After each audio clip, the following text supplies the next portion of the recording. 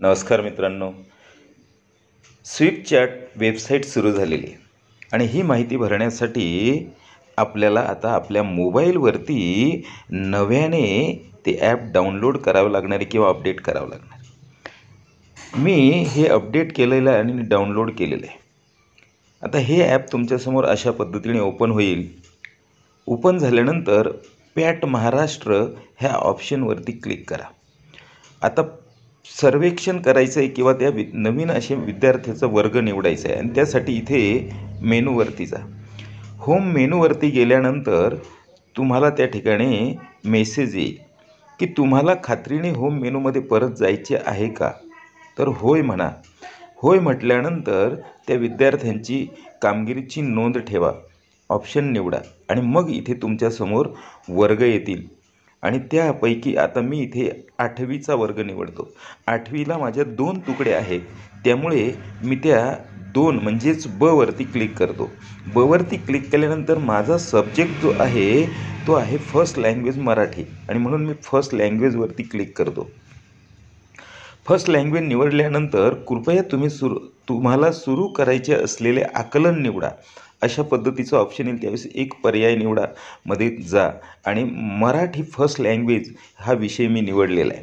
तुम्ही निवडलेला वर्ग 8साठी अवलोकन करा आणि तपशिलांची पुष्टी करा, अशा प्रकारचा मेसेज येतो। तिथे आपला विषय येतो, मूल्यमापनासाठीचा विषय येतो। होय म्हणा। होय म्हटल्यानंतर आपल्याला ते सांगते की विद्यार्थी निवडून विद्यार्थीनिहाय कामगिरीची नोंद करण्यास सुरुवात करूया, पर्याय निवडा आणि मग इथे मात्र तुम्हाला त्या ठिकाणी ते विद्यार्थी दिसतील। आता इथे विद्यार्थी आपल्याला निवडायचं आहे। ज्या विद्यार्थ्याची तुम्हाला माहिती भरायची आहे त्या विद्यार्थ्याचं नाव त्या ठिकाणी तुम्हाला शोधायचं आहे। आपल्या हजेरी क्रमांकानुसार कदाचित इथे ती नावं नसतील। मी इथे माझ्या वर्गातला जो विद्यार्थी आहे त्या विद्यार्थ्याला त्या ठिकाणी शोधतोय, सर्च करतोय आणि त्यानंतर त्या ठिकाणी ती माहिती भरणार आहे। कदाचित इथे तुम्हाला आडनावानुसार सुरू झालेले नावं सापडतील किंवा नावानुसार। मग इथे मला त्या ठिकाणी जे नाव पाहिजे, माझा विद्यार्थी निवडलेला आहे, तिथे उपस्थित ह्या ऑप्शनवरती क्लिक करा। उपस्थित ऑप्शन निवडल्यानंतर इथे तुम्हाला मेसेज येईल, मूल्यमापन पूर्ण करण्यासाठी वर नमूद केलेल्या सर्व विभागामध्ये उपस्थिती आवश्यक आहे, शुभेच्छा, अशा पद्धतीचा मेसेज येईल आणि मग मूल्यांकन सुरू करा।